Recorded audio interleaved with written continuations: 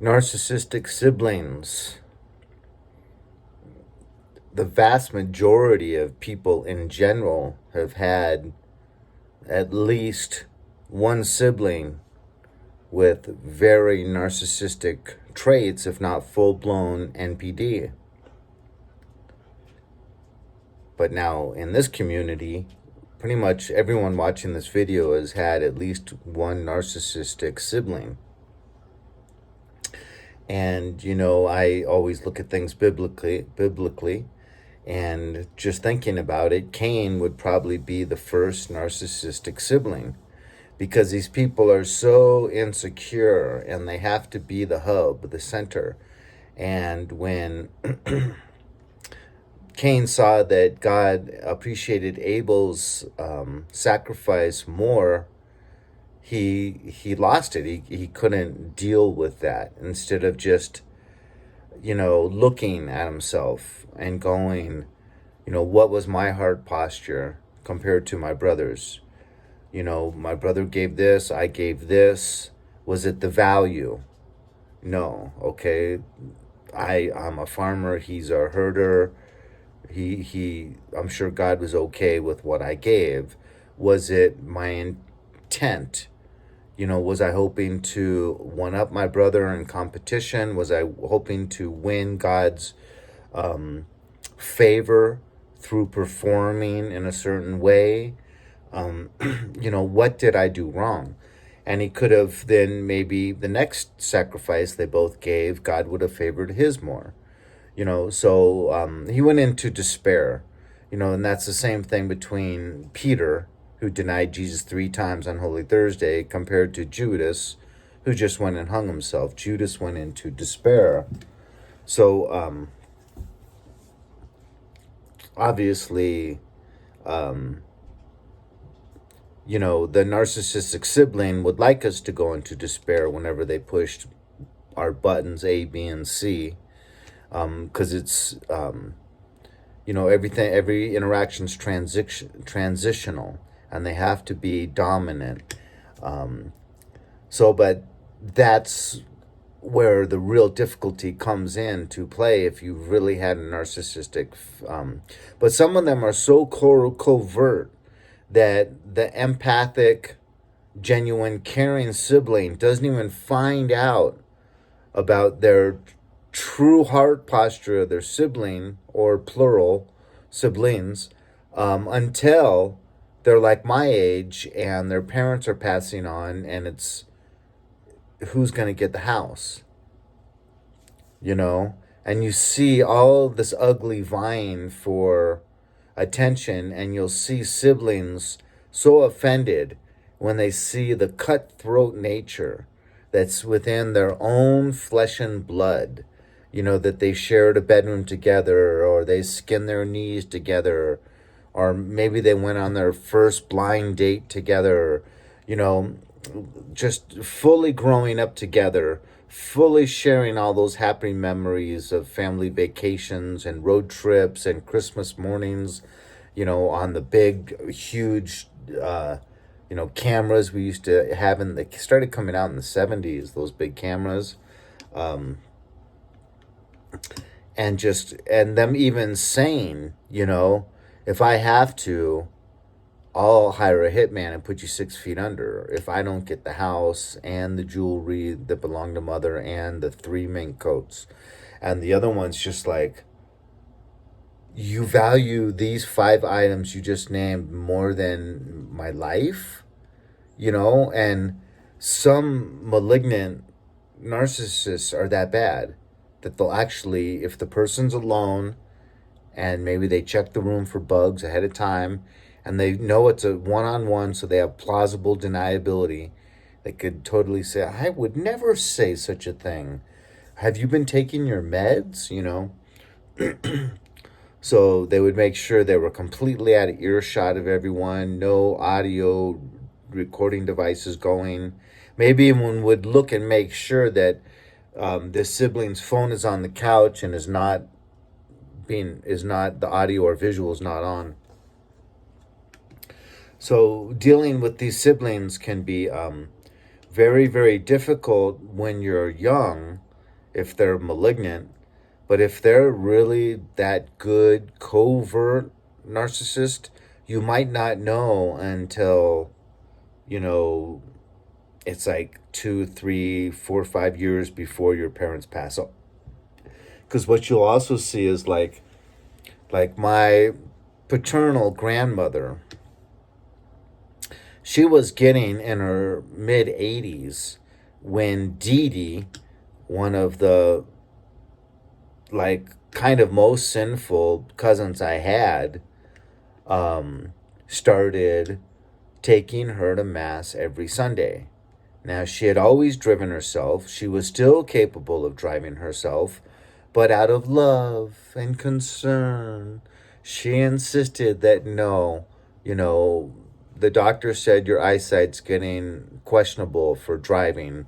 I'll drive you. I'll drive in my car. I'll drive in your car. Whatever you prefer. I just worry about you so much, Granny, or whatever the term of endearment was. I'm going to start taking you. I've been wanting to follow your beautiful example, and I've been wanting to go to Latin Mass every Sunday at St. Timothy's, anyways, because I've seen you do this my whole life. So I'm on board. I'm so glad I have you as such a good example. So I want to start going anyways to St. Timothy's Latin Mass every Sunday. But now I realized, what the doctor said popped in my brain, and I can kill these two birds with one stone. So then all of a sudden from there, she starts going, how about if after Sunday Mass, it's only a hop, skip, and a jump to Vern, your husband's, my father's gravesite? How about on maybe not every Sunday, but every other Sunday, so twice a month, we could go over there. We'll stop by Starbucks, get your favorite mocha drink you love, and we'll kind of make a half-day thing out of it, you know? Wow, that's great. I haven't been out. I haven't had that drink at Starbucks in ages. I I used to go to Vern's gravesite every month. Now I go like twice a year, and I feel guilty. Wow, you're the best of all of my cousins. And what did it get her? It got her the family house. So eminent domain, the government literally came and took our family ranch in the Malibu Mountains, 360 acres, but it allowed the house to stay there for an additional like 15 years, and 3 acres around the house. It had a swimming pool as well. And the only way that someone could live in that house full time is if it was connected through UCLA, is if the people that lived there ran like a foster care service for mentally disabled, because there was like 4 bedrooms or something. So they agreed to that, and they had like these full-time live-in, you know, they'd make money off it, but it was still nonprofit. And they had to have these people there for the entire 15 years, servicing them, feeding them, doing all this crazy work for them in order to get the house. So Dee Dee obviously thought she was going to work a better deal than that. She didn't know, maybe it would have been 15 acres around the house, and they could have lived there without any ties, anything, any attachments, rent free, right? And now she met this English guy. She was stooping my uncle. So my uncle was having sex with my cousin for years. Everyone knew. But then she stopped it when she met this English guy. And the English guy just used her because with her big mouth, she opened that I'm milking my grandmother. I take her to Mass every Sunday. Every other Sunday, we go to the gravesite of my grandfather. We swing by Starbucks and get her favorite mocha. I'm working her. Doctors say she's pretty strong health-wise, so I'm going to be able to keep working her for years, and I'm going to get that ranch house. All of a sudden, this guy becomes extremely interested in her, proposes marriage, to have a nice big ranch-style house in the Malibu Mountains with a swimming pool with maybe 15 acres. Who knows? Maybe they'll give us 100 acres or more around the house. I would be a multi-billionaire, not millionaire, a multi-billionaire. That ring showed up on my cousin's finger so fast. And immediately, all my uncles were cowboys, right? Big rodeo belt buckles, cowboy boots, tight jeans, cowboy shirts, cowboy hats, big cigars. And immediately, he started dressing like a full on cowboy. Literally, like overnight, went out and bought a whole new Western wardrobe. And with his British accent, was in cowboy hat, Western styled shirts, big rodeo belt buckles everywhere he went. Just assimilate, assimilate, assimilate. Um, but this is, part of the slings and arrows that is referred to in the Bible that we come up against when, the wheat and tares are allowed to grow up together. What a great analogy, right? Boaz and his second removed niece or whatever. Great story about let them come up together, because if you pull the tares up now, it's going to damage the roots of the weeds.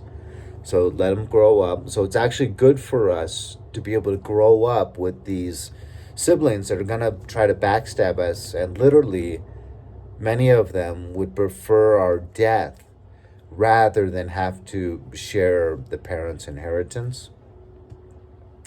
And you're going to see a lot of these ploys once they think that grandmother's about 5 years from having that one foot in the grave, one on the banana peel. So what can we do as empaths?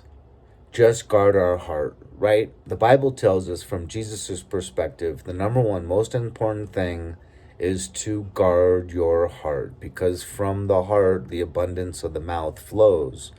And the sparks we can cause with this flaming tongue can burn whole towns down, right? It can ruin someone's reputation, which inadvertently can ruin someone's life.